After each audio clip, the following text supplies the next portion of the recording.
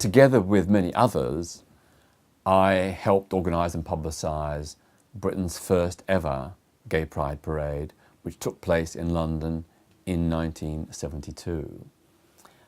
We had no idea how many people would turn out, because in those days, the vast majority of gay people were totally closeted. They would never, ever reveal themselves.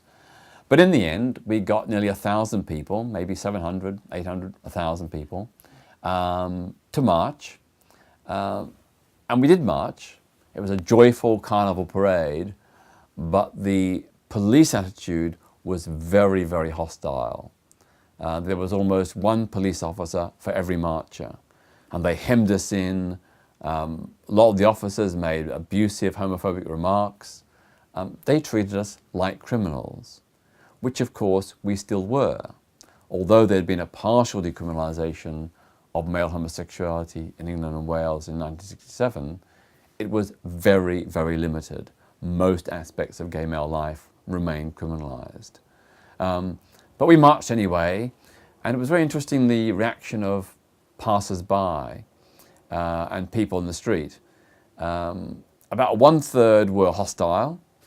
They shouted abuse, threw coins, bottles and cans at us. Another third were just curious and bewildered and somewhat surprised that gay people dared to show their faces. And the other third were actually quite positive and supportive. You know, we got a few cheers and claps along the way. So it was a very, very mixed reception. Now, all these decades later, we have nearly 100,000 people in the Gay Pride Parade in London, and thousands more lining the streets and watching. And overwhelmingly, the response is hugely positive. You know, there's massive media coverage. It's a major event in the London calendar. And that shows how things have changed in the last 4 to 5 decades. In 2007, I went to Moscow to support the very brave, courageous Russian campaigners who were simply asking for the right to hold a gay pride parade. The right to protest and freedom of expression are guaranteed in the Russian constitution.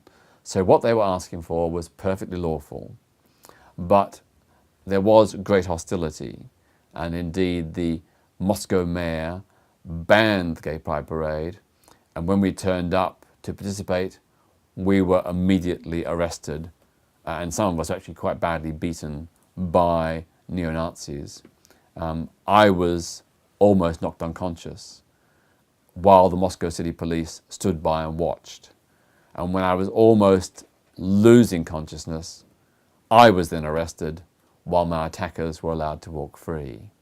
It shows that in the heart of the Russian capital, gay people are victimized by the police, they are persecuted, and that the police often work in collaboration or connivance with far-right extremist groups to attack and terrorize gay pride people. When I was a teenager, homosexuality was still totally illegal and punishable with a maximum sentence of life imprisonment. The medical and psychiatric professions saw homosexuality as an illness. And indeed, some men, including one friend of mine, was pressured to undergo what was called electric shock aversion therapy, where he was strapped into a chair, shown gay erotic videos, and then given electric shocks. The idea being to create an association in his mind between pain and homosexuality, and to therefore deter him from having homosexual thoughts or desires. It didn't work. It just made him impotent and really emotionally and psychologically screwed up. Don't accept the world as it is. Dream of what the world could be. Imagine a world with equality and human rights for everyone. And then do your bit to help make it happen.